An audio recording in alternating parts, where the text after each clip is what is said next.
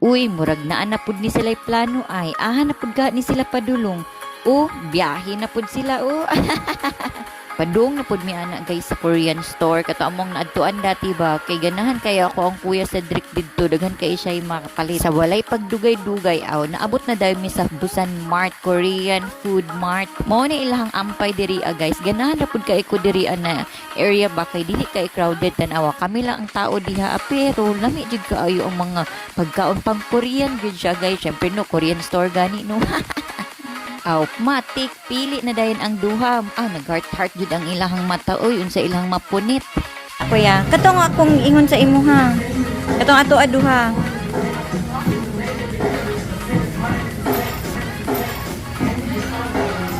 Kani o ganahan ko ani banana.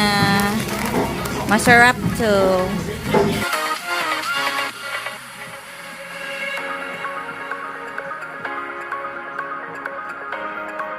Ug syempre, dili kalimtan ang coffee kay coffee lover ba ko, di ba?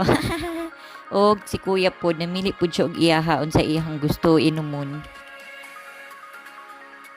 Ang nakanindot pud diha guys kay pwede ka magluto-luto or ipaluto nimo siya guys ang imuhang gusto paliton or ang kauno nimo. Mao nang ganahan pud mi diha kay init pa jud kaayo ka kauno nimo ba ang imuhang gipamalit.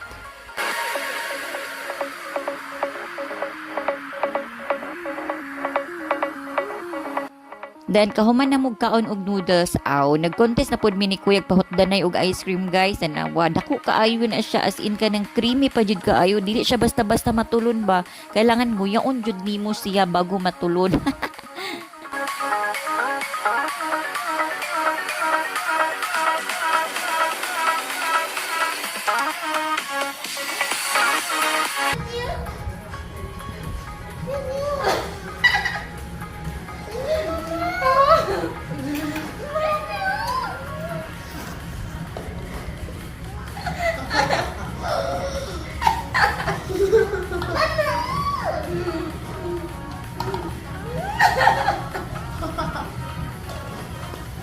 Paghuman sa Korean store, diri na pud sila sa tapad guys, naman diri ang mga sapatosan. Sus na lang ingong ko tanaw-tanaw lang ha, wala say order kay bag-o lang gani ka nakapalit bag-o na sapatos.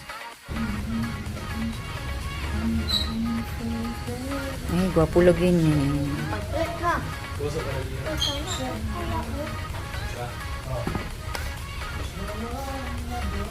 Balit na, bitaw.